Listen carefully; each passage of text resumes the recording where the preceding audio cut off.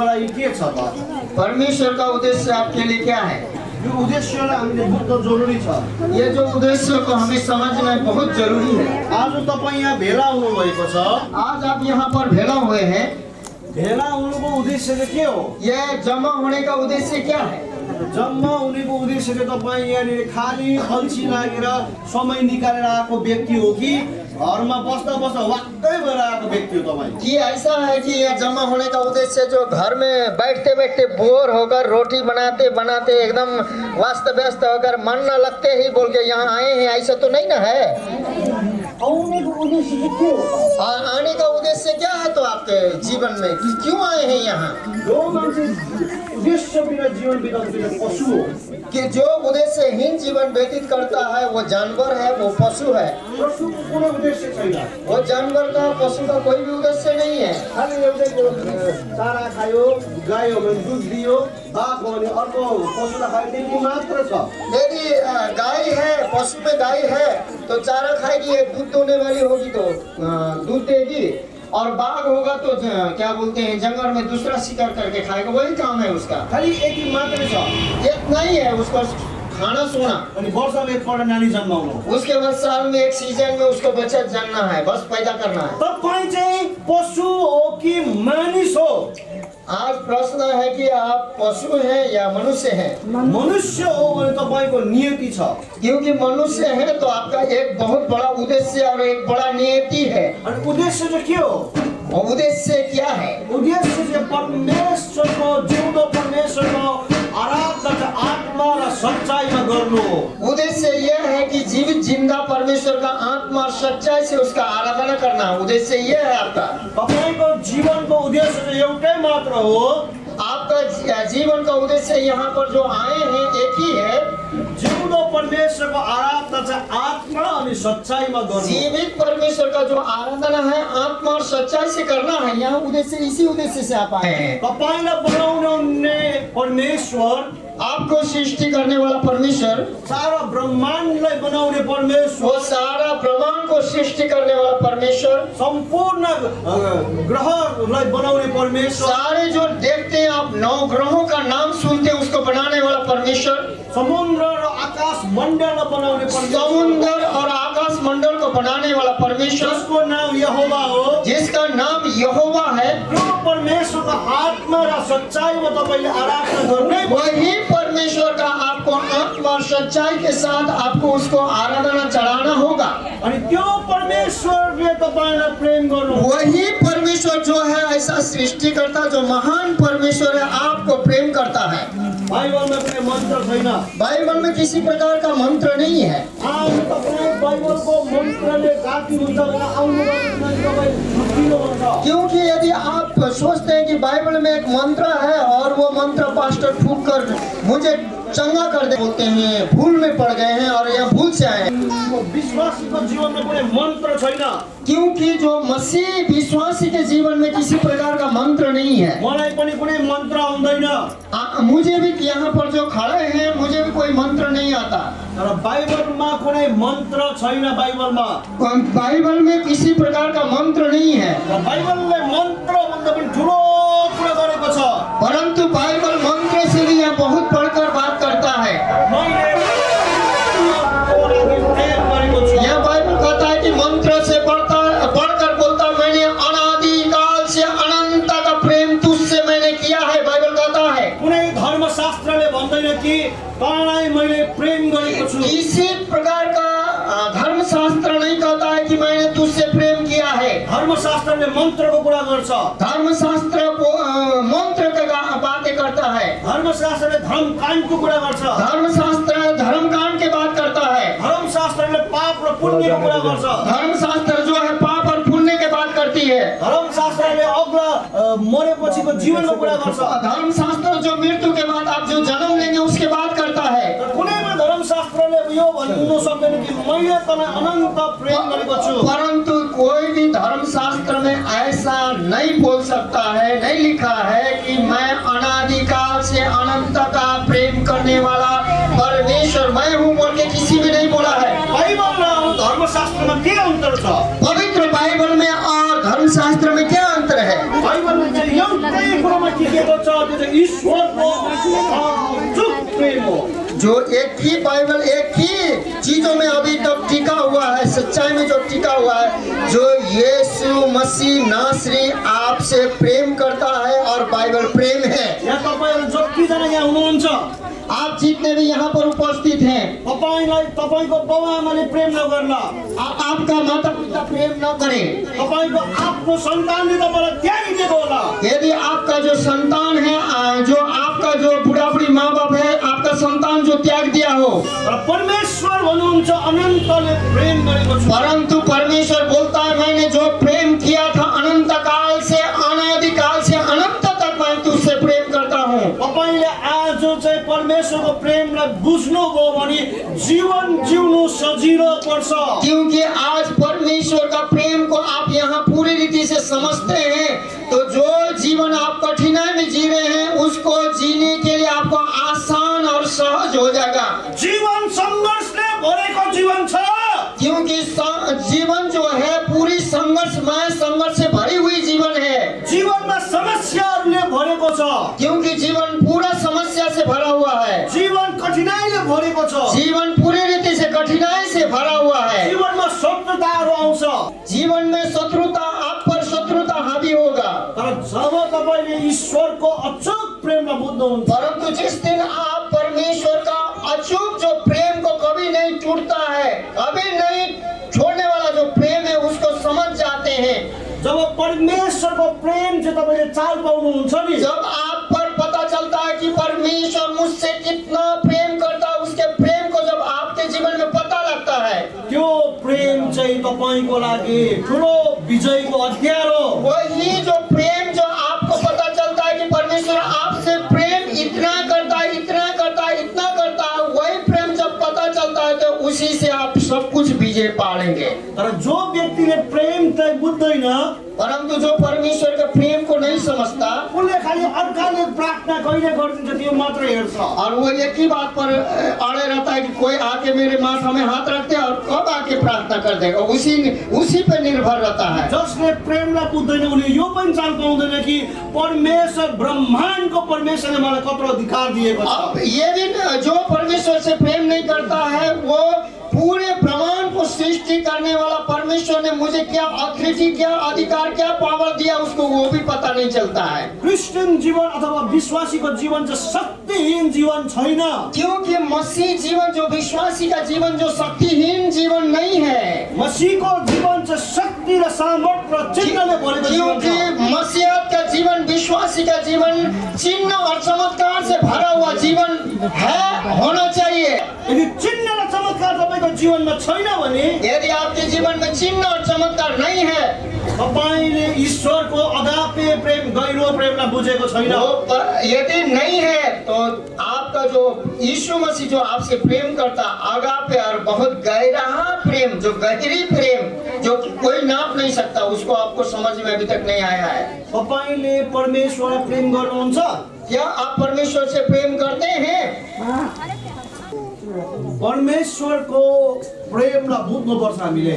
परमेश्वर के प्रेम को हमें समझने की आवश्यकता है। परमेश्वरले तपाईलाई प्रेम गर्छ। आपको परमेश्वर प्रेम करता है। परमेश्वरको प्रेमलाई बुझ्नु थाल्यो भयो भने, यदि परमेश्वर के प्रेम को आप समझ जाएंगे, तपाईलाई पास्टरले समस्या समाधान गर्दैन भन्ने चाल पाउनुहुन्छ। उसके बाद आपको पता चलेगा कि पास्टर समस्या का समाधान करने वाला नहीं है। तपाईले परमेश्वरको प्रेमलाई बुझ्नुभयो भने, तब आप जब परमेश्वर के प्रेम को समझ जाएंगे, मैले वक्ताले समस्याको समाधान गर्छ भने तपाईले चाल समस्याको समाधान गर्दैन भने चाल पाउनुहुन्छ। जब यहाँ मैं बोल रहा हूँ, जो वक्ता हूँ, उससे भी समस्या का समाधान उससे भी नहीं होता बोल के आपको पता चल जाएगा।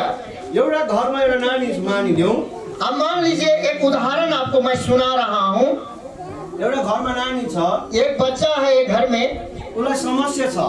उसको समस्या है, त्यो समस्या चाहिँ एउटा दोकानबाट मिठाई किन्नु छ। अब वो समस्या यह है कि वो बच्चे को जाके एक दुकान से मिठाई खरीदना है। त्यो मिठाई नपाउनु उसको लागि ठुलो समस्या हो। वो मिठाई उसको न मिलना एक बड़ा समस्या है। अब त्यो मिठाई उसलाई कसरी दिलाउन सक्छ? तो वो मिठाई कौन उसको दिला सकता है? कसरी दिलाउन सक्छ? वो कौन दिला सकता है उसको मिठाई, जो बच्चे को?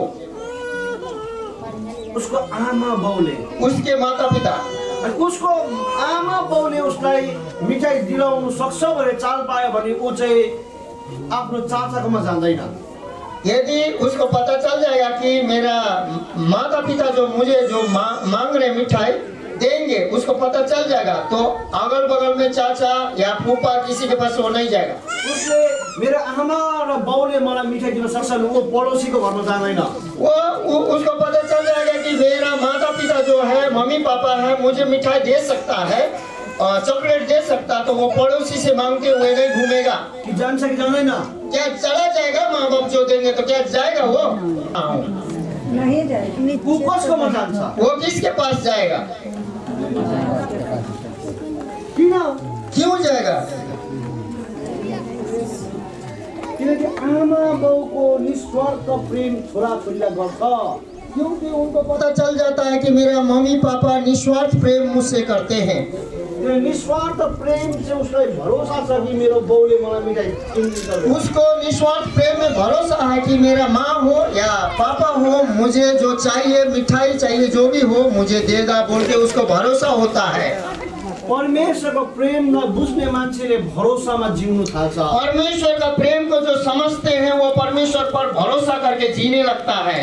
अनि तपाईले परमेश्वरको प्रेमलाई चाहिँ बुझ्नुभयो भने, यदि आज आप परमेश्वर के प्रेम समझ जाते हैं, मुझे तपाईले परमेश्वरको प्रेमलाई आज बुझ्नुभयो भने, आज आप परमेश्वर के प्रेम को यदि समझ जाते हैं, तपाईको भरोसा चाहिँ यहोवामा मात्र हुन्छ। मात्र केवल जो आपका जो भरोसा है यहोवा परमेश्वर यीशु मसीह, केवल वही भरोसा मेरा है बोल के उसी पर भरोसा करेंगे। मान्छेमा रहँदैन। उसके बाद आप किसी भी प्रकार का मनुष्य पर भरोसा करना छोड़ देंगे। कुनै संस्थामा तपाईको भरोसा रहँदैन। उसके बाद किसी संस्था आएगा कुछ कर देगा, ये भरोसा आप छोड़ देंगे। कुनै पनि भरोसा तपाईले व्यक्ति विषयमा राख्दैन। किसी भी व्यक्तित्व में आप कभी भी भरोसा नहीं रखेंगे। तपाईको भरोसा यहोवामा मात्र हो। आपका जो भरोसा यहोवा आपका सृष्टिकर्ता पर होगा। अनि बाइबलले भन्छ, बाइबल कहती है परमेश्वरमा भरोसा पर्ने व्यक्ति कहिले शरममा पर्दैन। बाइबल ये कहती है कि परमेश्वर पर जो भरोसा करता है, यहोवा पर भरोसा करता है, वो कभी लज्जित नहीं होगा और कभी शर्मिंदर नहीं होगा। तपाई आज शरममा पर्न चाहनुहुन्छ कि शरममा बस्ने कि शरमदेखि निस्किन चाहनुहुन्छ? मैं आज आपसे बाहर से लेकर अंदर लोगों के पूरे लोग से पूछने चाहता हूँ, क्या आप शर्मिंदी में जीने चाहते हैं कि उससे निकलने चाहते हैं? तपाई आज निन्दामा बस्ने कि निन्दादेखि निस्किन चाहनुहुन्छ? आप निंदित होकर उसी में फंसे रहने चाहेंगे कि उस निंदा से निकलने चाहते हैं? अब निक्लिने बाटो के हो? अब निकलने का रहस्यमय रास्ता क्या है? निक्लिने बाटो एउटै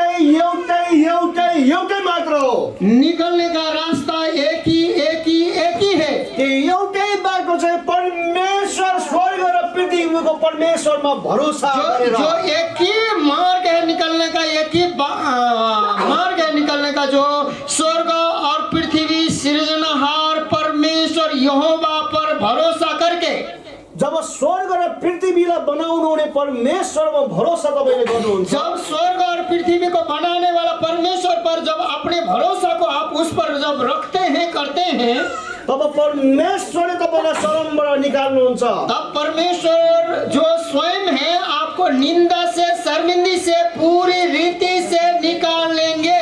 त्यति मात्र होइन, उतना ही ना होकर जब तपाईले परमेश्वर यहोवामा भरोसा पर्नुहुन्छ, जब आप परमेश्वर यहोवा पर भरोसा करते हैं, तब परमेश्वर यहोवाले तपाईलाई बिमारीबाट निकाल्छ। तब परमेश्वर यहोवा उस पर भरोसा करने के कारण किसी भी प्रकार का बीमारी क्यों ना हो, उससे आपको रिहाई कर देगा।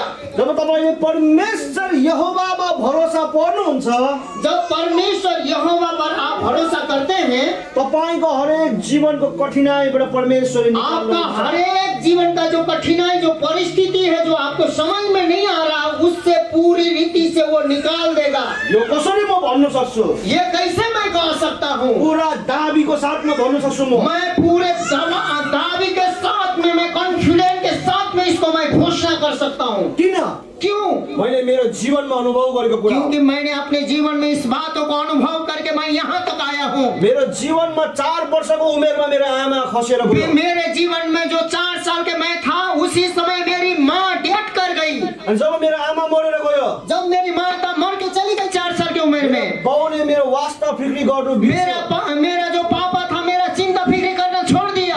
अनि खानुको दुःख थियो, उसके बाद मुझे भूख लगती थी, मुझे खाना नहीं मिलता था। समस्या थियो, समस्या पर समस्या थी। धेरै दुःख र कष्ट थियो। और उस समय मैं दुख के साथ आगे बढ़ बहुत से दुख में पड़ा हुआ था। तर एक दिन मैले मसीह यीशु ख्रिस्टको जिउँदोपनलाई चाखे। परंतु एक दिन ऐसा हुआ, मसीह यीशु का जिंदा जीवित मैले चाल पाएँ यीशु मसीह नै प्रभु हुनुहुन्छ। मुझे उस समय पता चला कि यीशु ही मसीह प्रभु है। मेरो जीवन भत्किएको जीवन थियो। मेरे जीवन पूरा टुकड़े टुकड़े हुए टूटा हुआ जीवन था। तपाईँ आफै कल्पना गर्नुहोस्, एउटा आमा बिनाको छोरा, बाउले वास्ता नगरेको छोरा कस्तो हुन्छ। आप अपने आप में कल्पना करो कि 4 साल के जो बेटा जिसके माँ नहीं है, जो अनाथ है, जो पापा के पास है, उसका क्या हालत होगा। अपने आप कल्पना करो। जसलाई बाउले वास्ता गर्दैन, जो कि पापा बिल्कुल चिंता फिक्री नहीं करता है, त्यो नानीको अवस्था कस्तो हुन्छ। उस 4 साल के बेटा और बेटी का अवस्था क्या हालत में होगा, कल्पना करो। दुःखमा हुर्किँदै थिए, उसी प्रकार के दुख काटते हुए मैं आगे बढ़ रहा था। भोकमा हुर्किँदै थिए, भूख से तड़पते हुए आगे क्या बोलते हैं, बड़ा हो रहा था। जीवन अर्थहीन जीवन थियो। मेरा जीवन अर्थहीन था, कुछ नालायक जीवन जी रहा था मैं।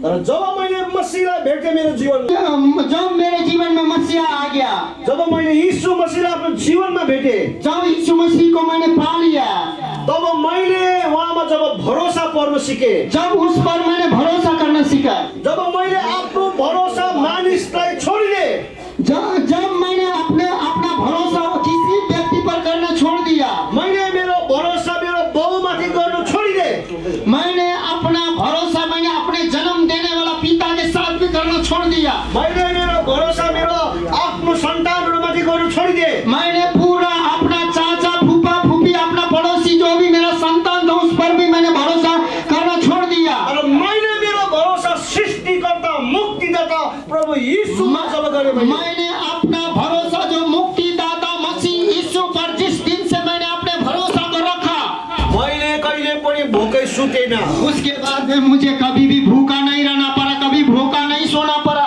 मलाई कहिले पनि पैसाको अभाव भएन, कभी भी मुझे पैसा रुपया का अभाव नहीं हुआ, मलाई कुनै बिमारीले छुन सकेन, मैं उसके बाद कभी भी बीमार नहीं हुआ, मलाई कुनै दुष्ट आत्माले छुन सकेन, मुझे कोई भी दुष्ट आत्मा उसके बाद नहीं सताया, मलाई कुनै शैतानको शक्तिले भयभीत पार्न सकेन, मुझे कोई भी शैतान का जो शक्ति है सामर्थ्य उसे भयभीत नहीं किया। तर पवित्र आत्माको शक्तिले उहाँले मलाई भर्नु भयो। उसके बाद में मुझे पवित्र आत्मा से भर दिया गया। अनि मैले प्रभुको नाममा भरोसा गरेर प्रार्थना गर्दा मानिसहरू चङ्गाइ हुन थाले। उसके बाद में मैंने जब यीशु मसीह यहोवा के नाम में मैं पवित्र आत्मा से भर गया और लोगों को प्रार्थना करने लगा, लोग चंगे होने लगे। आज परमेश्वरले पनि तपाईलाई मेरो जीवनमा जसरी भरोसा गरेर मलाई दुःख कष्ट तकलीफबाट निकाल्यो, जिस प्रकार से परमेश्वर पर मैंने भरोसा करने के कारण मुझे दुख तकलीफ और बहुत कठिनाई से मुझे पूरी रीति से भूखपन से पीड़ा से अनाथपन से निकाला, उसी प्रकार परमेश्वर तपाईलाई पनि निकाल्न चाहनु। आपको भी परमेश्वर आज एक एक को रिहाई करने चाहता है, निकालने चाहता है। तपाई आज एक एक जना जुनै पनि अवस्थामा परिस्थितिमा दुःखमा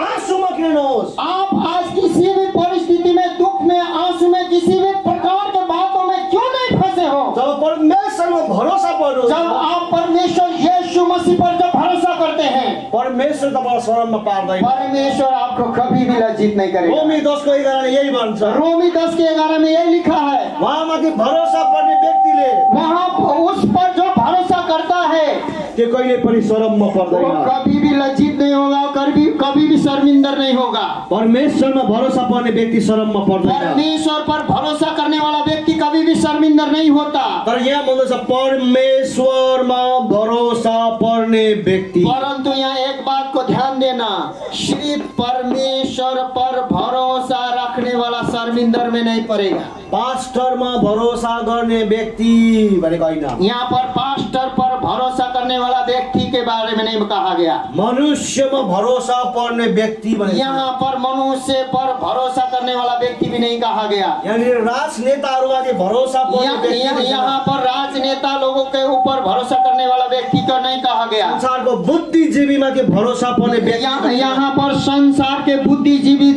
बुद्धिमानी व्यक्ति पर भरोसा करने को नहीं कहा। एउटै कुरा भन्दैछ यहाँ एक ही बात कह रहा है, ध्यान से सुनो, एक ही बात कह रहा है। जिन्दा परमेश्वरको पुत्र यीशुमा विश्वास र भरोसा गरेको। जीवित जिंदा परमेश्वर यहोवा जो परमेश्वर का पुत्र है यीशु मसीह पर भरोसा रखने को कह रहा है। अनि परमेश्वरमा भरोसा पर्ने व्यक्ति शरममा पर्दैन। यहाँ पर कह रहा है कि जो परमेश्वर पर भरोसा करते वो कभी भी शर्म में लाज में नहीं पड़ेगा। आज तपाईको हातमा छ, आज आपके हाथ में है। कसमाथि भरोसा गर्ने, आज किस पर आप भरोसा करेंगे, को माथि भरोसा गर्ने, किस पर भरोसा करेंगे। तपाईले अहिलेसम्म कसलाई भरोसा गर्नु हुँदैछ? आज तक अभी के समय तक आप किस पर भरोसा कर रहे हैं। तपाई यो चर्च भित्र पस्दा, यो कम्पाउन्ड भित्र पस्दासम्म तपाईको हृदयमा को माथि भरोसा थियो? यहाँ पर आप चर्च के कलीसिया के अंदर घुसने से पहले या घुस रहे थे तो किस पर आपका भरोसा था? तपाईको भरोसा प्रार्थनामा पनि हुँदैन। आपका भरोसा आपका प्रार्थना में भी नहीं होना चाहिए। मेरो प्रार्थनामा पनि होइन, मैं आपको प्रार्थना करूं उसमें भी नहीं। तपाईको भरोसा हात राखिदिन्छ, तेल राखिदिन्छ, यसमा भरोसा होइन। आपका ये भरोसा ये मैं हाथ रखूंगा और आपको तेल लगा दूंगा, उसमें भी भरोसा नहीं करना है। तपाईको भरोसा जिउँदो परमेश्वरमा भरोसा। आपका भरोसा एक ही मात्र जीवित और जिंदा परमेश्वर पर होना होगा। जब तपाईले जिउँदो परमेश्वरमा भरोसा राख्नु सिक्नुहुन्छ, जब आप जीवित जिंदा परमेश्वर पर भरोसा रखने के लिए सीखते हैं, भरोसा गर्नु थाल्नुहुन्छ, जब भरोसा करना शुरू करते हैं, अहिलेदेखि सुरु गर्नुहुन्छ, अभी इसी वक्त से यदि शुरू करते हैं, तपाईलाई परमेश्वरले शरमबाट निकाल्नुहुन्छ। परमेश्वर पर जब भरोसा करते तो अभी इसी वक्त परमेश्वर आपको लज्जापन से, शर्मिंदगी से पूरी रीति से निकाल लेगा। आमेन। आमीन। परमेश्वरले तपाईलाई प्रेम गर्छ। क्यों? इसलिए कि परमेश्वर आपसे प्रेम करता है। तपाई राम्रो भएको कारणले होइन, आप सुंदर हैं इसके लिए नहीं, तपाई आत्मिकी भयंकर भएको कारणले होइन, आप पूरे आत्मिकी हो गए इसलिए नहीं, तपाईले प्रार्थना 2 घण्टा 3 घण्टा गर्छ भनेर पनि होइन, आप 4 घंटा 3 घंटा 2 घंटा प्रार्थना करते हैं इसके लिए भी नहीं, तपाईले फास्टिङ 3 दिनको 4 दिनको 40 दिनको बस्छ भनेर होइन, आप 3 दिन 4 दिन या सप्ताह या 40 दिन के फास्टिंग रखते हैं इसलिए भी नहीं है। तर उहाँले तपाईलाई किन शरममा पार्नुहुन्न? वह जो परमेश्वर है आपको क्यों शर्मिंदगी में नहीं पड़ने देता है? उहाँले तपाईलाई निस्वार्थ प्रेम गरेको कारणले। एक ही बात है कि उसने जो आपको निस्वार्थ प्रेम करने के कारण ही ऐसा होगा। बाउ आमाको अगाडि नानीले चक्लेट अघि माग्दाखेरि त्यो नानीले फास्टिङ गरेको छैन। कुछ समय पहले हमने जो चॉकलेट के बात किया, जो एक बच्चे के बात किया, वो बच्चे जब माँ बाप के सामने एक चॉकलेट मांगने गया, मिठाई मांगने गया, वो फास्टिंग उपवास रखे नहीं गया।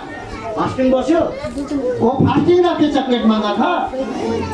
त्यो नानीले मिठाई पाउन के 4 दिनमा बाइबल पढ्यो? क्या वो मिठाई प्राप्त करने के लिए क्या 4 पेज रोज बाइबल पढ़ता था? त्यो नानीले बाउ आमाकोबाट मिठाई पाउन लागि के म आजदेखि पाप गर्दिनँ, म आजदेखि रक्सी छोड्छु भन्नु पर्यो? क्या वो बच्चे को क्या बोलते हैं, मिठाई प्राप्त करने के लिए क्या उसने कहा कि आज से मैं गंदी बातों को छोड़ दूंगा, आज से कुछ नहीं करूंगा, या तो दारू नहीं पीऊंगा, बोला? किन बाउ आमाले त्यो नानीलाई मिठाई दियो? क्यों बिना स्वार्थ के उसके माँ बाप ने मिठाई दिया? किन बाउ आमाले त्यो नानीलाई मिठाई दियो? क्यों उसके माता पिता ने उसको मिठाई दिया? क्यों पूछ रहे हैं हम लोग, क्यों? प्रेम। प्रेम करने के कारण। परमेश्वरले आज तपाईलाई जे पनि दिनुहुन्छ तपाईको योग्यताले होइन। आज जो भी कुछ यहाँ से आप परमेश्वर की ओर से प्राप्त करेंगे वो आपकी योग्यता के अनुसार नहीं करेंगे। तपाईको योग्यता चाहिँ परमेश्वरको अगाडि गन्दा अनि झुत्रा लुगा जस्तो मात्र हो। क्योंकि आपका योग्यता ऐसा है परमेश्वर के सामने फाटे हुए चीखे बोरे के समान है। बोरा बोरा जो होता है ना, गंदा बोरे के समान है। तर पनि तपाईको योग्यतालाई पन्छाइकिन परंतु परमेश्वर को उस आप अयोग्य है उसको अयोग्यता ले न देखते हुए दूर करके उहाँको पुत्रले तपाईको लागि बोकाएको रगतलाई हेरिकिन जो यहोवा का पुत्र यीशु मसीह ने आपके लिए जो कलवरी क्रूस में बहाया हुआ लहू को देखते हुए तपाईलाई परमेश्वरले आशीष दिनुहुन्छ। इसी कारण से वो आशीष आपको देता है। यो भन्नु सक्दैन परमेश्वर मलाई किन प्रेम गरेको। आप ये नहीं कह सकते कि हे परमेश्वर आपने मुझसे क्यों प्रेम किया, आप उससे नहीं पूछ सकते हैं। किनभने तपाईको सृष्टिकर्ताले तपाईको संसारमा अस्तित्व हुनुभन्दा अगाडि नै परमेश्वरको प्रेम तपाईमा थियो। क्योंकि आप ये संसार में माँ के गर्भ में रचने से पहले ही परमेश्वर का अनादिकाल से आपसे प्रेम था। तपाईले मलाई परमेश्वरले अझै माया गरोस् भनेर तपाईले केही फास्टिङ बसेर बाइबल पढेर मलाई परमेश्वर अझै माया गरोस् भनेर तपाईले माया कमाउनु पनि सक्दैन। आप जैसे फास्टिंग रखकर बाइबल पढ़ के एकदम सबसे ज्यादा अच्छा बनकर परमेश्वर का प्रेम को आप कमा नहीं सकते हैं। अझै मलाई माया गरोस् भन्नु पाउँदैन। सबसे ज्यादा प्रेम मुझसे करे प्रभु मुझसे करे बोल के आप कह नहीं सकते हैं। फास्टिङ बस्नु राम्रो कुरा हो। फास्टिंग बैठना अच्छी बात है, फास्टिंग रहिए। बाइबल पढ्नु राम्रो कुरा पढ्नुहोस्। बाइबल पढ़िए, बाइबल पढ़ना बहुत बढ़िया बात है, पढ़िए। प्रार्थना गर्नु राम्रो कुरा गर्नुहोस्। आप प्रार्थना करना बढ़िया बात है, कीजिए। तर यो कुरोले परमेश्वरको प्रेम तपाईमा अझै डबल आउँछ भने चाहिँ गलत हो। परंतु ये सारी चीज करने से मुझसे परमेश्वर और ज्यादा डबल सबसे ज्यादा प्रेम करेगा, ये गलत बात है। परमेश्वरले हामी सबैलाई एकै नजरमा एकै साथ सबैलाई बराबर माया गर्छ। परमेश्वर का प्रेम ऐसा है कि हम सभी को बराबर नजर से एक ही समानता में प्रेम करता, हम सभी को। किनकि परमेश्वरमा कुनै पक्षपात छैन। क्योंकि परमेश्वर में किसी भी पक्षपात नहीं है। परमेश्वर जितना मुझसे प्रेम करता है उतने आप एक एक यहाँ जो हॉल में है बाहर है सबसे उतना ही करता है। परमेश्वरले तपाईलाई प्रेम गर्नुहुन्छ। एक ही बात है कि परमेश्वर आपसे प्रेम करता है। त्यो प्रेम चाहिँ बिना स्वार्थको छ। वो प्रेम जो है निस्वार्थ है। त्यो प्रेम कुनै मतलब बिनाको छ। वो प्रेम मतलब वाला नहीं है। बिना मतलब क्या है? त्यो प्रेमले कुनै प्रकारको माग गर्दैन। वो जो प्रेम है तुम मुझे देगा तो मैं प्रेम करूंगा, ऐसा वो नहीं करता। त्यो प्रेमले कहिले राम्रो भएर आइज म चाहिँ माया गर्छु भन्दैन। वो प्रेम नहीं कहता है कि तू सज धस के आओ तब मैं तुमसे प्रेम करूंगा। त्यो प्रेमले त गरिब छस् भने धनी हो भन्दैन। वो प्रेम जो है परमेश्वर करता है वो तुम गरीब हो धनी बन के आओ तब मैं प्रेम करूंगा, ऐसा नहीं है। त्यो प्रेमले त पापी छस् त्यो पाप पहिला छोड अनि आइज भन्दैन। वो जो प्रेम परमेश्वर करता है तू पाप है पापी है पहले पाप को छोड़ उसके बाद मेरे पास आ, ये नहीं कहता। तर यो प्रेम चाहिँ किन अन्तर छ? परंतु ये प्रेम क्यों अंतर है? तपाईँ र हामी जस्तो छौँ। हम लोग जैसा भी हैं आप और हम, तपाईँ र हामी जस्तो छौँ।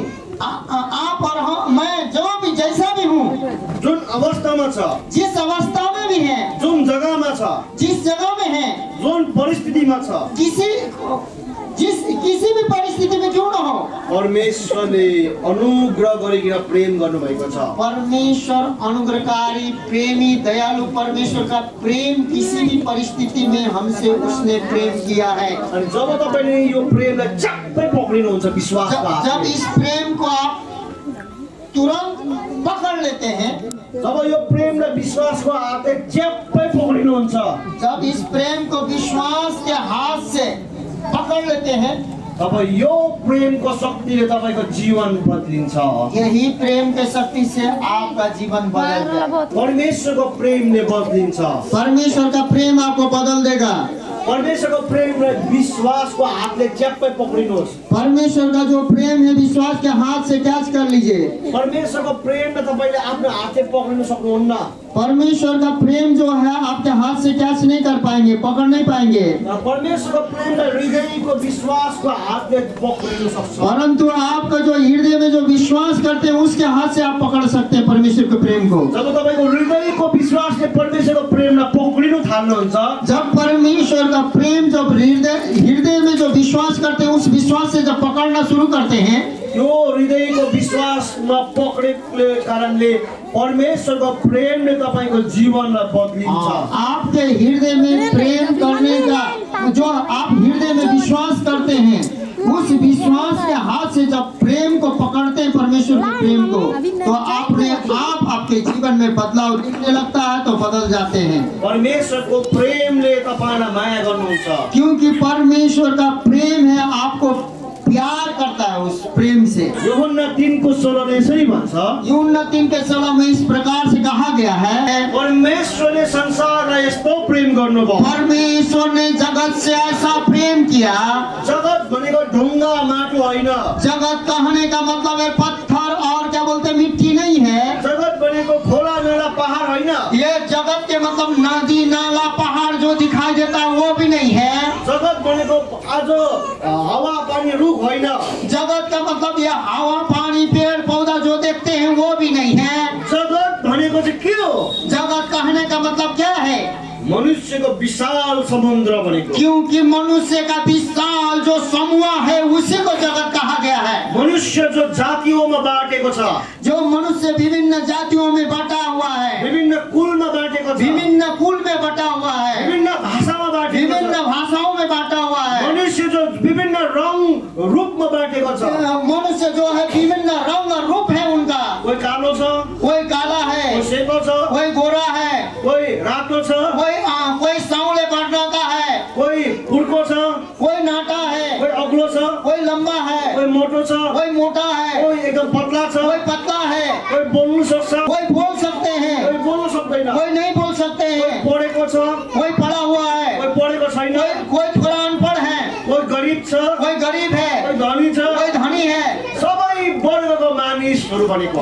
इसका मतलब सभी वर्ग के सभी क्षेत्र के मनुष्य का एक समूह कहा गया है। अनि जगत भनेको चाहिँ तपाईँ र म त्यो मानिसको समूह हो। जगत का मतलब आप और मैं हूँ उस मनुष्य का समूह है। अनि परमेश्वरले संसारलाई यस्तो प्रेम गर्नुभयो। यहाँ पर परमेश्वर ने समूह और संसार को जगत को ऐसा प्रेम किया। आफ्नो एकमात्र पुत्र प्रभु यीशु ख्रीष्ट दिइहाल्नुभयो। अपना एकलौता पुत्र जो स्वर्ग में रहता था यीशु मसीह को इस पृथ्वी के लिए दे दिया।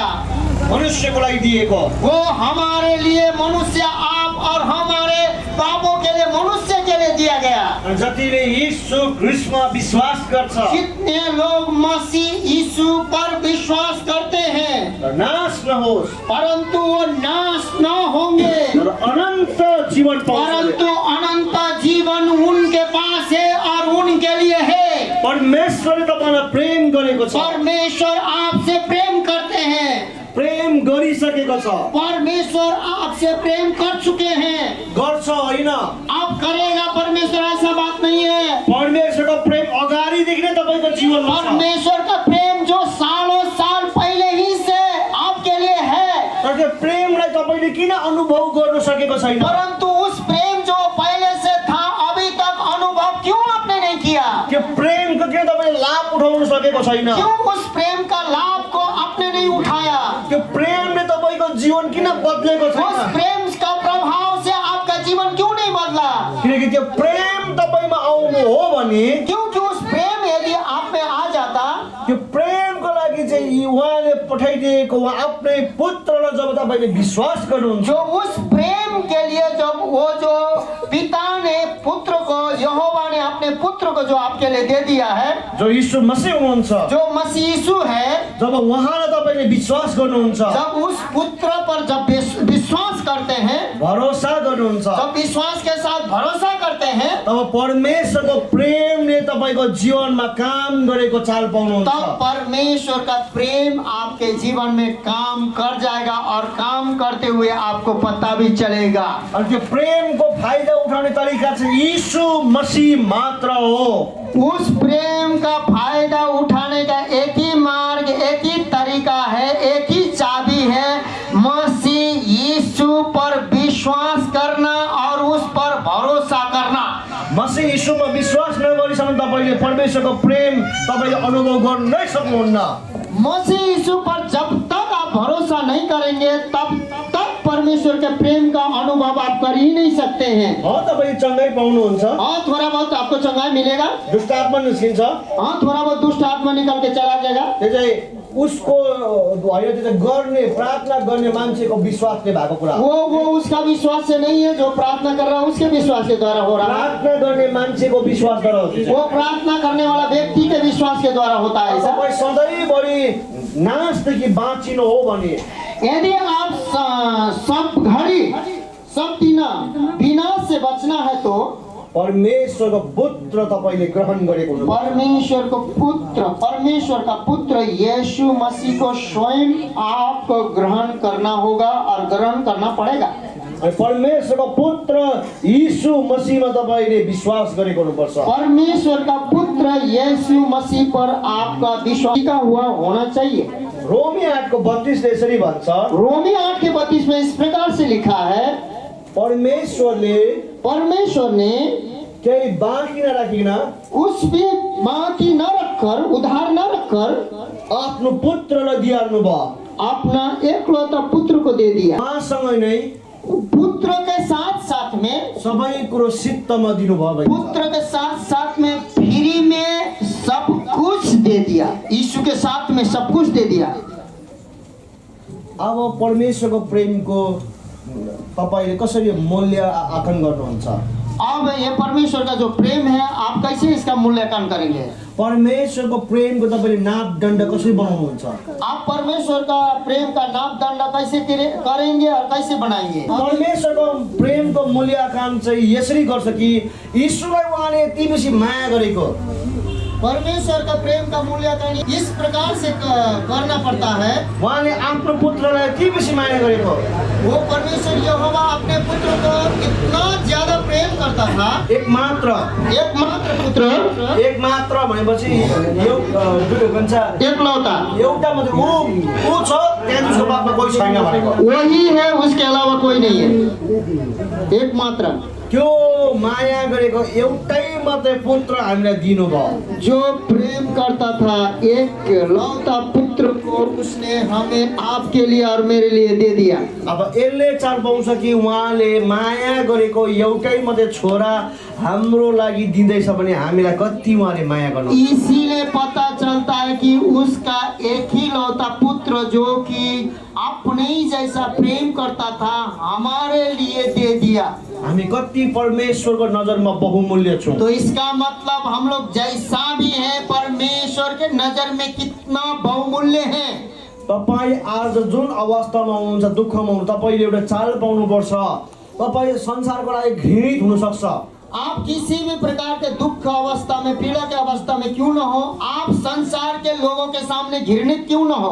तपाईको जातिले गर्दा चाहिँ तपाईलाई मान्छेले मन पराउँदैन होला। शायद हो सकता है आप छोटे जाति होने के कारण लोग आपको पसंद न करते होंगे। शायद तपाईको आज रंग रूपले गर्दा मान्छेले तपाईलाई मन नपराउला। शायद ऐसा हो सकता है कि आपका क्या बोलते हैं, आप रंग रूप आपका ठीक नहीं है, इसीलिए मनुष्य आपको व्यक्ति लोग पसंद नहीं करते हैं। शायद तपाईँ गरीब हुनुको कारणले मान्छे तपाईलाई कुनै पुज्दैन होला। शायद आप गरीबी में हैं इसलिए किसी कोई लोग आपसे नहीं पूछता हो। तर एउटा कुरा याद गर्नुहोस्, परंतु मेरे प्रिय मित्रों, भाइयों बहनों, एक बात को ध्यान से सुनो और ध्यान में रखो। मान्छेले जेसुकै तपाईलाई गरोस्, मनुष्य जो भी करे, जो भी भरे आपसे, जो भी करे, तर एउटा जो स्वर्गमा बस्नु हुनेछ, परंतु एक मात्र जो स्वर्ग में बैठता है और स्वर्ग में रहता है। जो राजाहरूको राजा छ, वो राजाओं के राजा है, प्रभुहरूको प्रभु छ, वो प्रभुओं का प्रभु है, सेनाहरूका यहोवा। वो सेनाओं का यहोवा है। तपाईँ चाहिँ उहाँको नजरमा बहुमूल्य हुनुहुन्छ। उसके निगाहों में, उसके आंख के नजर में आप एक एक बहुमूल्य हैं। तपाईँ उहाँको नजरमा राजकुमार राजकुमारी हुनुहुन्छ। आप उसके निगाहों में राजकुमार और राजकुमारी हैं। किन? क्यों? किनकि तपाईँको लागि, तपाईँको खातिर उहाँले आफ्नो पुत्र यीशु मसीह दिनुभएको छ। क्योंकि आपके लिए, आपके खातिर उसका एकलौता पुत्र यीशु मसीह को कहने का मतलब दे दिया। अनि त्यो पुत्र चाहिँ तपाईँले पाएर कसरी पुत्र तपाईँलाई दिनुभयो, तर तपाईँले उहाँको पुत्रलाई पक्रेको चाहिँ छैन। अब पुत्र तो आ चुका है, पुत्र तो दे दिया है, लेकिन उस पुत्र को आप पकड़े हुए हैं कि नहीं है, यह सवाल है। त्यो पुत्रले गरेको बलिदान तपाईँले आज आदर गरेको छ कि छैन? वो जो पुत्र जो संसार में दे दिया गया था, वो कलवरी क्रूस में वो दर्द भरी बलिदान, उसने जो लहू बहाया है, उसका आदर आपके हृदय और मन से किया है कि नहीं है, यहाँ अंतर होता है। यदि तपाईँले आज पुत्रको बलिदानलाई आदर गरेको छैन भने यो चाहिँ सबैभन्दा अनि ठुलो चोट लाग्ने कुरो पितालाई यही नै हो। क्योंकि आज उस पुत्र के बलिदान को यदि आपने आदर नहीं किया है, तो यह बात है कि स्वर्ग में होने वाला सिंहासन का जो पिता है, उसके दिल में बहुत बड़ा चोट आप पहुंचाएंगे। पुत्रको बलिदानलाई नबुझ्दा चाहिँ पिता दुखी हुनुहुन्छ। क्योंकि पुत्र का बलिदान यदि आप नहीं समझेंगे, तो पिता बहुत बड़ा दुख में पड़ जाएगा। अनि तपाईँले आज पितालाई दुखी पार्नु हुँदैछ कि या बलिदानलाई बुझेर उहाँलाई खुसी पार्नु हुँदैछ? आज ये सवाल है मेरे प्रिय मित्रों, भाइयों बहनों, पिता का जो एकलौता पुत्र का जो दिया हुआ बलिदान को स्वीकार के पिता को प्रसन्न किए हो, या तो उसके बलिदान को इनकार के अप्रसन्न किए हो, यहाँ पर अंतर हो जाता है। एउटा साँचो घटना हो। एक सच्चा मैं उदाहरण और घटना में ले जाऊंगा। अमेरिका में अमेरिकाको सेनाहरू, अमेरिका के जो सेना है, उनीहरू जापानसँग लडाइँ लड्छ। वो जापान के साथ युद्ध किया। यो चाहिँ दोस्रो विश्व युद्धमा भएको। यह दूसरा विश्व युद्ध में हुआ था। यो इतिहास छ। यह इतिहास में दर्ज है। अनि उनीहरू युद्ध लड्दैछ। वो लोग युद्ध लड़ रहे हैं। अनि युद्ध लड्दा चाहिँ आर्मीहरू चाहिँ बङ्करमा लुकिकन उनीहरूले बन्दुक चलाउँछ। क्योंकि जो युद्ध लड़ते समय में जो छिपने का एक जगह होता है, उसका नाम बंकर है, उसमें छिप के वो लोग गोली चलाते हैं। बङ्कर चाहिँ जमिनको भित्र माटो खनिकन बनाएको हुन्छ। बंकर जो है जमीन के अंदर में सुरंग खोद के बनाया हुआ रहता है। अनि त्यो भित्र लुकेर चाहिँ आफ्नो जिउ लुकाएर चाहिँ यसरी माथि बन्दुक राखेर चाहिँ फायरिङ गर्नुपर्छ। उसमें जो सुरंग में छिपते हुए बंदूक का जो नली ऊपर निकल के उसको फायर करना पड़ता। अनि यो साइड चाहिँ अमेरिकाको सेना यो जापानको सेनासँग लड्दैछ। और ये साइड से जो अमेरिका का जो सेना है, जापान का सेना से युद्ध कर रहा है। अनि जापानको सेना धेरै बेसी मात्रामा छ। और जापान का जो सेना है बहुत ज्यादा अधिक मात्रा में है। अनि यता अमेरिकाको सेना एकदमै कम्ती मात्रामा छ। अमेरिका का सेना बहुत कमती गिनती में, कमती मात्रा में है। तर जापानको भन्दा राम्रो हात हतियार छ। क्योंकि जापान के सेना से इसके पास जो हाई हथियार बहुत बढ़िया और बहुत काफी है अमेरिकाको। अमेरिका के पास। अनि उनीहरूले मार्नु थालेको सुरु गरेपछि मारेको छ। क्योंकि वो जो मारना शुरू किया है, गोली चलाना शुरू किया, तो वो कंटिन्यू चला रहे हैं। उनीहरूले निरन्तर मारिरहेछ। वो निरंतर उन लोगों को मार रहा। अनि त्यो जग्गामा चाहिँ एउटा सिपाही चाहिँ जोसिन्छ। वो जो उस जगह में एक सिपाही है, बहुत जोश में काम करने का कोशिश करता है, जोश में आता है। त्यो सिपाहीको नाम चाहिँ ज्याक। वो उसका नाम है जो जैक। अनि त्यो ज्याक चाहिँ एकदम जोसमा आएर चाहिँ आफ्नो बङ्करबाट निस्केर आउँछ। उसके बाद जोश में आता है और अपने जो छिपने का जगह बंकर होता है उससे निकलता है। अनि बाहिर आउँछ। उसके बाहर आता है। उसले आफ्नो बन्दुक लिन्छ। उसके बाद अपने बंदूक लेता है। अनि उ जापानको सेना जहाँ छ त्यहाँनिर बन्दुक चलाउँदै अगाडि बढ्नु थाल्छ। उसके बाद जो जापान का सेना जहाँ आगे है, वो खुला में निकलते हुए वो फायर करते हुए आगे बढ़ता है। तर त्यसरी अगाडि बढ्दाखेरि उसले बुलेट चलाउँछ। परबाट नि बुलेटहरू आउँदैछ।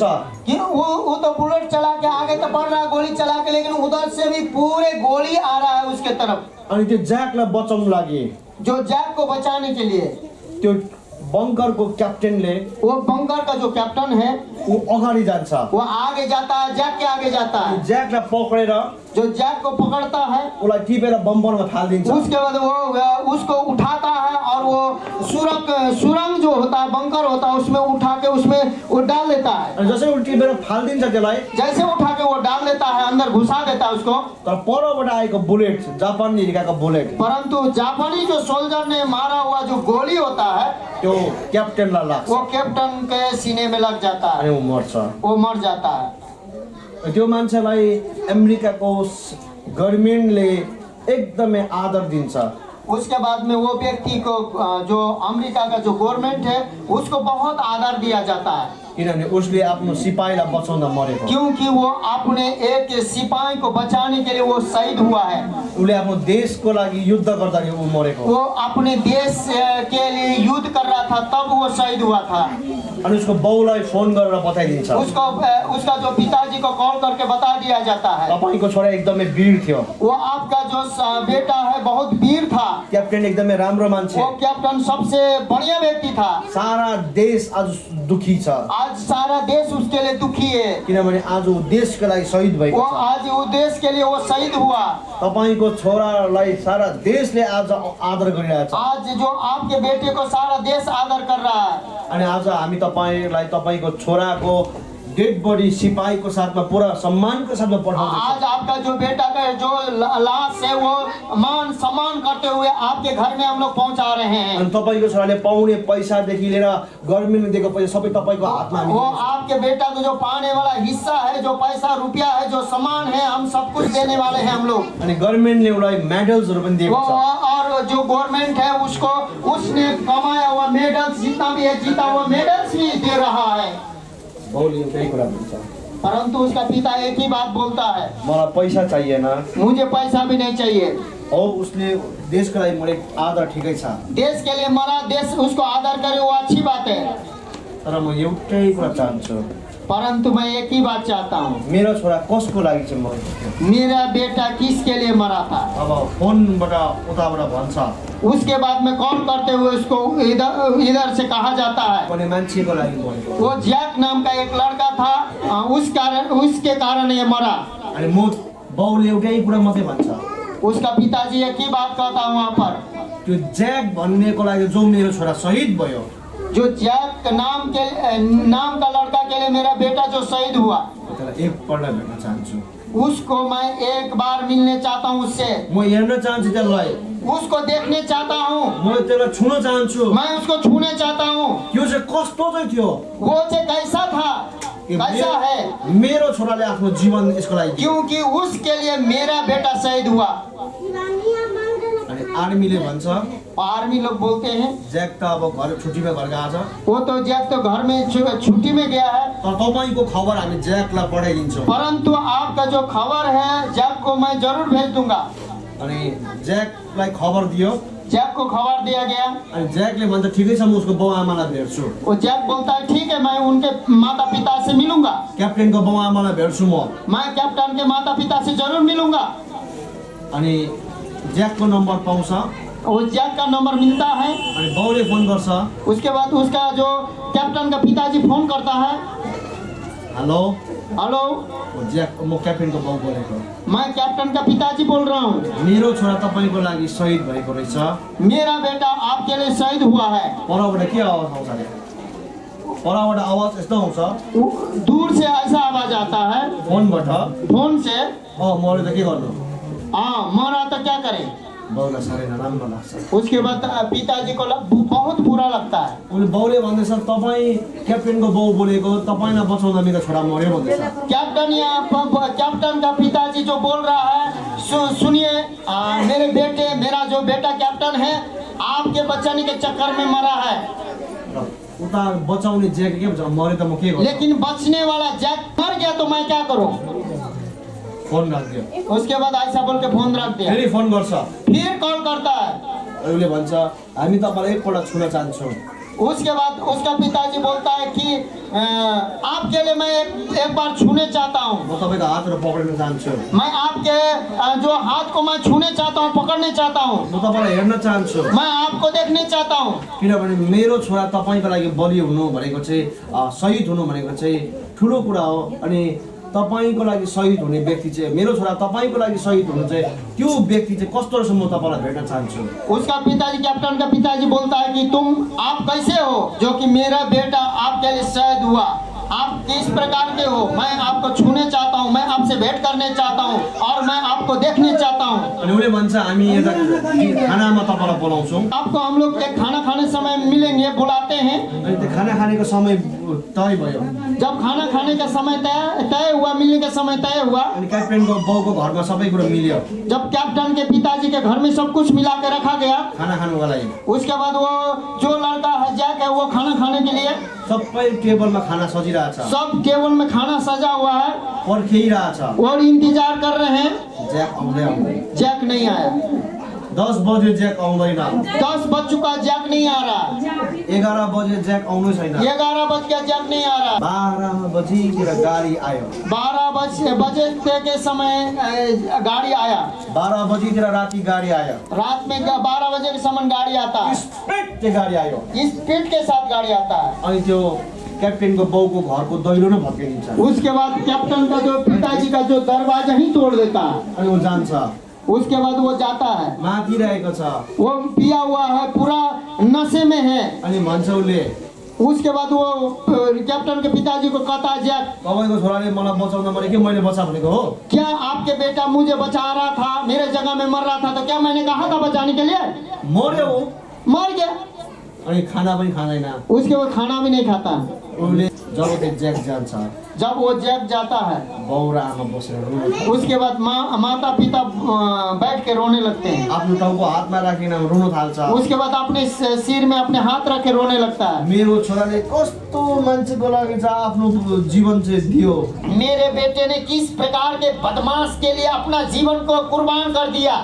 रुनु थाल्छ। रोने लगते हैं। कतै तपाईँको जीवनलाई देखेर परमेश्वर पनि रोएको छैन कि? आज कहने का मतलब है कि कहीं यीशु मसीह का बलिदान के कारण क्या आप एक एक के जीवन को देखकर पिता परमेश्वर भी स्वर्ग में नहीं रो रहा है?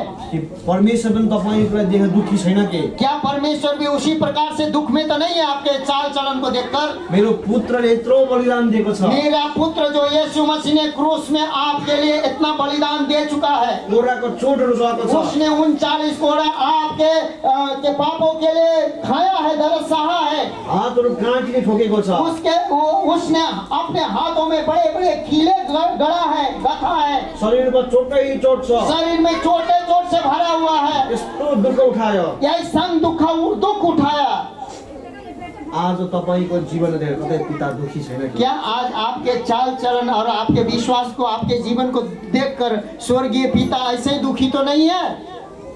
आज दुखी छ भने यदि आज दुखी है परमेश्वर पिता, यो मौका हो, आज ये मौका है, तपाईँले उहाँको पुत्रको बलिदानलाई आदर गर्ने। ये मौका है कि उसका पुत्र का जो बलिदान है उसको बढ़िया से आदर करो। जब तपाईँले आदर गर्नुहुन्छ, जब उस पुत्र यीशु मसीह का बलिदान को आप लोग आदर करना शुरू करते हो, परमेश्वरको प्रेमले तपाईँको जीवनलाई बदल्छ। परमेश्वर का जो प्रेम है आपके जीवन को पूरी रीति से बदल देगा। रोमी 8:32 हामी पढ्नेछौँ। रोमी 8:32 में हम लोग हिंदी में पढ़ेंगे। जिसने अपने निज पुत्र को भी न रख छोड़ा परंतु उसे हम सबके लिए दे दिया, वह उसके साथ हमें और सब कुछ क्यों न देगा? यो चाहिँ परमेश्वरको प्रतिज्ञा हो ये परमेश्वर का एक प्रतिज्ञा है कि पानी पुत्र यीशु ख्रीष्ट तपाईँलाई दिँदाखेरि सबै कुरो दिइसकेको छ। यहाँ पर जब यीशु मसीह पृथ्वी में आया, पिता ने दिया, उसी समय आपको सब कुछ दिया गया है। यीशु ख्रीष्ट तपाईँको जीवनमा आउनु नै सबै कुरो पाउने ग्यारेन्टी हो। यीशु मसीह ही आपके जीवन में आना ही सब कुछ पाने का एक गारंटी है। तपाईँले कसरी सबै कुरो पाउन सक्नुहुन्छ? आप कैसे सब कुछ प्राप्त कर सकते हैं? तपाईँले सबै कुरो यस कारणले पाउन सक्नुहुन्छ आप सब कुछ इसलिए इस कारण से प्राप्त कर सकते हैं। जब यीशु मसीहलाई तपाईले पक्रिनुहुन्छ जब यीशु मसीह को आप पकड़ते हैं, तब परमेश्वरले तपाईलाई सबै कुरो पाउने ग्यारेन्टी दिनुहुन्छ। सब कुछ पाने का एक गारंटी देता है। हालेलुया। हालेलुया। यिर्मया 31 को 6 हामी हेर्नेछौँ। यिर्मया 31 का 7, क्योंकि यहोवा यह कहता है, याकूब के कारण आनंद से जय जयकार करो, जातियों में जो श्रेष्ठ है उसके लिए उच्च शब्दों से स्तुति करो और कहो, हे यहोवा, अपनी प्रजा इस्राएल के बचे हुए लोगों का भी उद्धार कर। परमेश्वरले तपाईको जीवनमा उद्धार ल्याउनुहुन्छ। परमेश्वर आपके जीवन में उद्धार लाता है। उद्धारको साथसाथमा चङ्गाई र छुटकारा पनि छ। उद्धार के साथ साथ उसमें चंगाई और छुटकारा, रिहाई भी है। व्यवस्था 1:31 31 व्यवस्था विवरण 31 में लिखा है, फिर तुमने जंगल में भी देखा कि जिस रीति से कोई पुरुष अपने लड़के को उठाए चलता है, उसी रीति हमारा परमेश्वर यहोवा हमको इस स्थान पर पहुंचाने तक उस सारे मार्ग में जिससे हम आए हैं उठाए रहता है। परमेश्वरले तपाईलाई प्रेम गर्ने कारणले परमेश्वर आपसे प्रेम करने के कारण उहाँले बाउ जस्तो तपाईलाई बोकेर हिँडेको छ। एक पिता के समान उठा के चल रहा है। हालेलुया। हालेलुया। भजन 27 को 10 को हामी हेर्नेछौँ। भजन संहिता 27 के 10 को भी हम लोग देखेंगे। मेरे माता पिता ने तो मुझे छोड़ दिया है, परंतु यहोवा मुझे संभाल लेगा। मेरो बाउ आमाले मलाई त्यागेको छ तर परमेश्वरले मलाई सम्हाल्छ भन्दैछ। यहाँ पर कह रहा है कि मेरे माता पिता ने तो त्यागा है, परंतु परमेश्वर मुझे संभालेगा। परमेश्वरको प्रेमले, परमेश्वरको बलिदानले तपाईलाई सम्हाल्छ। परमेश्वर का जो प्रेम है, परमेश्वर का बलिदान है, आपको संभाल लेगा। तपाईको जुनै पनि परिस्थिति किन नहोस्, आपका किसी भी प्रकार का परिस्थिति क्यों ना हो, परमेश्वरको प्रेमले तपाईलाई सम्हाल्छ। परमेश्वर का प्रेम है, आपको संभाल लेगा। आज तपाईलाई म एउटै कुरा बुझाउन चाहिएको, आज एक ही बात मैं आपको समझाने चाहता हूँ और बुझाने चाहता हूँ। परमेश्वरको प्रेमले तपाईको जीवनलाई बदलिन्छ। परमेश्वर का जो प्रेम है आपके जीवन को बदल देता है। परमेश्वरको प्रेमले तपाईको जीवनमा ठुलो प्रभाव पार्न सक्छ। परमेश्वर का प्रेम है आपके जीवन में बहुत बड़ा प्रभाव ला सकता है। अनि परमेश्वरको प्रेमले तपाईको जीवनमा नयाँ छुटकारा ल्याउँछ। परमेश्वर का जो प्रेम है आपके जीवन में नया छुटकारा लाता है। परमेश्वरको प्रेम तपाईको जीवनमा नयाँ काम गर्न सक्छ। परमेश्वर का प्रेम है आपके जीवन में बहुत नया बड़ा काम कर सकता है। अनि यसकारणले परमेश्वरको प्रेमलाई बुझ्नुहोस्। इस कारण से परमेश्वर के प्रेम को आप समझिए।